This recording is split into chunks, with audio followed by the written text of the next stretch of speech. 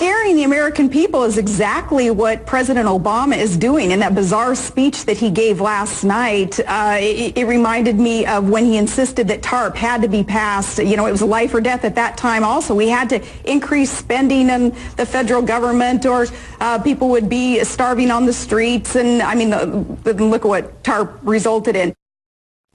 I could be wrong, but she seems to be confusing President Obama with President Bush, because it was President Bush back in October 2008 that was pushing TARP, not then candidate Obama.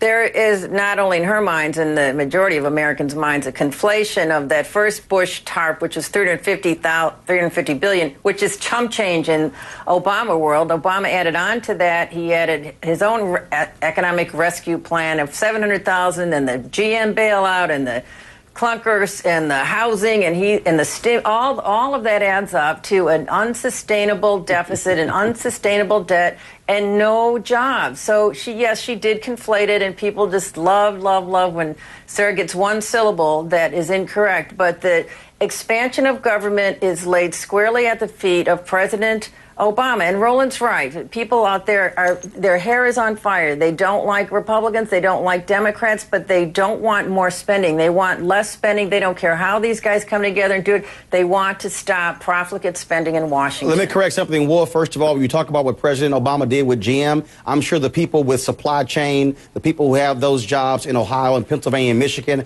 I'm sure they are satisfied that the jobs were actually saved. So while people complain about jobs lost, those jobs were saved. But the last point, Sarah Palin makes a comment on Fox News. I really don't care on CNN what a Fox News analyst has to say. Unless she decides to run for president, who cares? She can say whatever she wants to, but it makes no sense to me. She has no skin in the game. And frankly, I would hope people who understand and compromise, like President George H.W. Bush, Howard Baker, James Baker, I would hope they would step in, make some comments, reasonable comments about pulling this country together and not just have the crazy folks out here making ridiculous comments. We cannot afford to have this country go into default. So I don't care what Sarah Palin, frankly, has to say. Well, I raised the issue, Mary, because a couple of weeks ago you were here in the Situation Room, and you seem to be concluding she's likely to run for the Republican presidential nomination.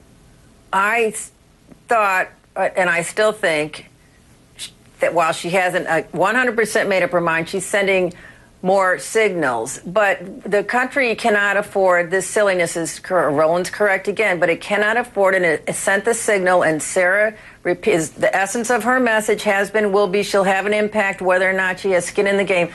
Not just stop spending, but reform our debt structure, reform these entitlements, or we're going to have the kind of future that's envisioned in that RNC commercial you started with, Wolf. And reminder, Wolf, $3.3 trillion Bush tax cuts contributed to our deficit over the 10 years, according to CBO. And so, frankly, both sides have to own up that they have both contributed to this problem. Roland and Mary, guys, thanks very much for coming in.